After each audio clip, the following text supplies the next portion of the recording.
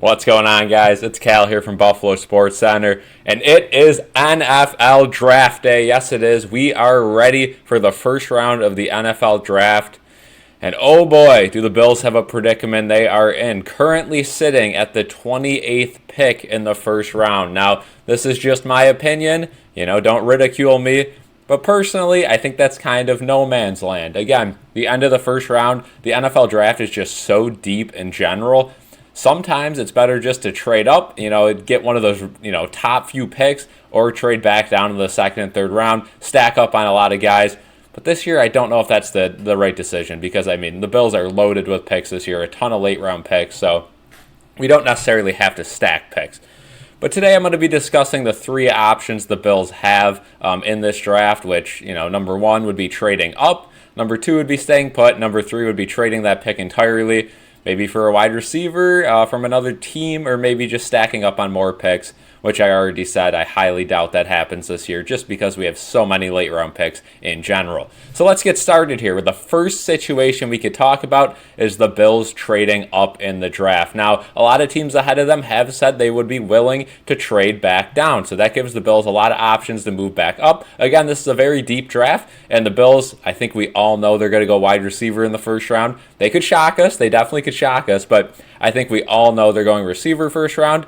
And the receiving core this year in the draft is very deep. So I don't think the Bills could really go wrong if they trade up here. I think the Bills have a good chance to get a very solid receiver in the first round.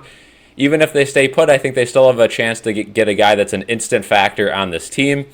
And again, let's look at this Bills receiving core right now. They lost Gabe Davis in the offseason. They just traded Stephon Diggs in the offseason. That's your number 1 and 2 right there, gone. Shakir is still there, but Sherfield and Hardy both are gone. So, your receiving core is completely wiped out. Now, again, the Bills are lucky at the tight end spot. Dawson Knox, one of the guys on the team that, truthfully, has not had a good, second half of his career so far. It all kind of happened after his brother tragically passed away, and it seemed like kind of his momentum kind of stalled there. He's had some hand injuries the last little bit, but we're all hoping Dawson Knox can get back to the level he once was, making those crazy catches and, hopefully getting past that level because, number one, he's a very likable guy, and number two, we signed him to a big 4-year deal, I believe, so yeah, he's going to be here a while. Then we have Dalton Kincaid. It's going to be a second-year sophomore season coming up. Hopefully he doesn't fall in that sophomore slump, but I think you could definitely put him in, as a wideout. You could put him as a receiver. So, that could definitely help fill out the receiving core a little bit. But with that being said, again, so many top options. Again, you're not going to get a guy like Marvin Harrison Jr. if you trade up. He's going to go within the top couple picks. We know that. But there's a lot of guys after him that you definitely could look at. A couple guys out of Texas. You got Rome from Washington.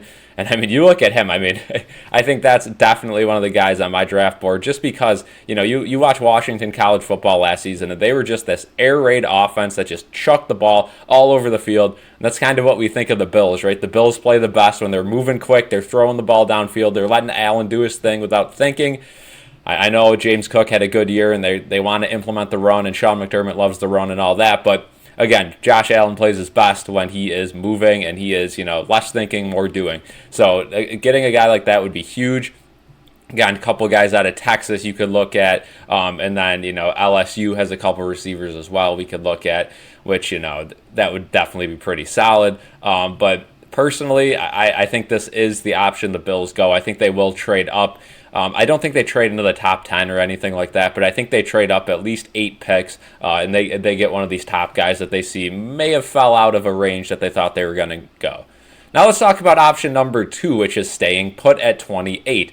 Again, a lot of great receivers in this draft. It is a pretty deep class, like I mentioned before, so staying put at 28 would not be the worst option. I just think there's better options on the table. Again, you get a guy at 28, there's a chance you trade that 28 pick for, 2 second-round picks, and you get a guy in the second round that's better than the guy you would have taken at the 28 spot. Again, it does not have to be a wide receiver because, let's get into option number 3, you could trade that first-round pick entirely. You have so many picks this year that you don't necessarily need a first-round pick if you're not going to draft a receiver. So maybe they take that first-round pick, they ring up San Francisco and say, hey, Brandon Ayuk, I know he's having some problems with you guys. You guys are kind of in a back and forth, disagreeing about money, reps, all that.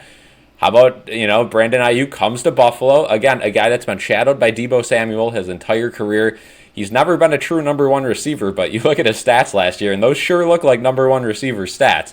So technically, the Bills could, do something like that. Go get a guy like Brandon Ayuk. And again, there's other options on other teams. He's just the big name right now, so that's who I'm going to mention. You get a guy like that to fill out this core, and then I'm feeling a lot better about this season.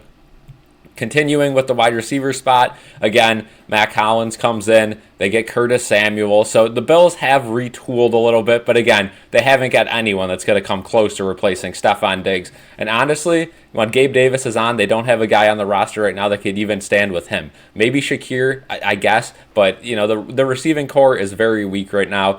You got a guy like Justin Shorter, who unfortunately was unable to play all of last season, but apparently he was a beast in training camp last year, so we'll see how his camp goes this year. Maybe he slots right into the opening day roster, but we'll see what happens there.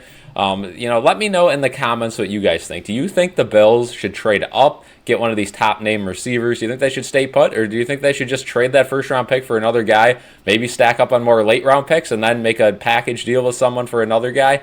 Let me know what you guys think. Again, draft day is always so fun. You never know what's going to happen. Moves come out of nowhere. One of the most fun days of the offseason. So let me know what you guys think, and peace.